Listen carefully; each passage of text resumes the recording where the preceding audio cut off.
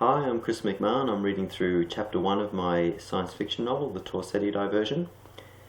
Page 5. Carrick tapped the comban on his wrist. Ryle? Ryle's thin face with its close-cropped reddish hair appeared on the screen of Carrick's comban, the bulkheads of the fusion plant behind him.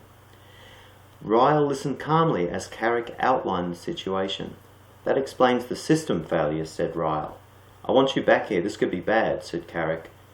Ryle's mouth tightened into a thin line, and his eyes narrowed. Carrick recognised the dour look, and knew that whatever Ryle was thinking, there would be no arguing him out of it. I can't see any other option but to take the fusion drive back to standby. If we lose control of that while it's delivering thrust... He did not need to finish the sentence. The whole ship would become a hydrogen bomb. It was suddenly hard to breathe. How long? At least 2 hours, maybe more, said Ryle. Okay, get cracking, said Carrick. I'll check the biodome, then get down there to help. The systems in the biodome filtered and recycled the air and were critical to the crew's long-term survival. When it came to biological systems, there was no substitute for the human eye. Acknowledged. The comban's square screen faded to dull grey. For a moment he saw his own faded reflection there in miniature, his deep brown eyes fierce and determined beneath dark brows, cheekbones prominent on an otherwise well-proportioned face framed with wavy brown hair. Carrick started to rise from the chair when he realised he had not watched the last duty log, the routine video left by the last 2 officers on shift.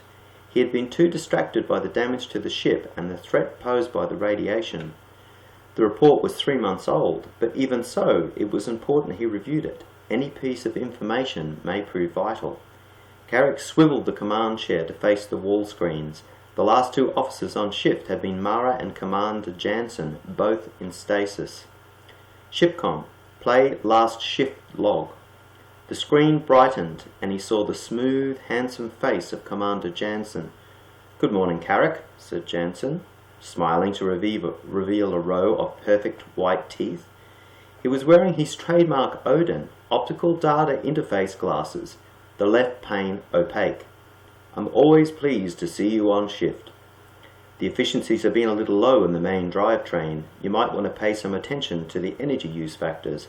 I don't have to tell you how expensive those fuel pellets are. Jansen's eyes flicked to the left and went out of focus as he switched his gaze to the Odin's tiny screen. Andre did report some deterioration in the outer structure, but yes, that looks minor. At a whispered command, the Odin contracted to a narrow yellow band below Jansen's carefully shaped eyebrows. He looked back at the camera, seeming to meet Carrick's eyes. Well, Mara has uploaded a more detailed update. Have a good shift. Next time I see you, we will be orbiting Torsetti. Jansen's voice was deep and rich, but there was no disguising the hunger for success.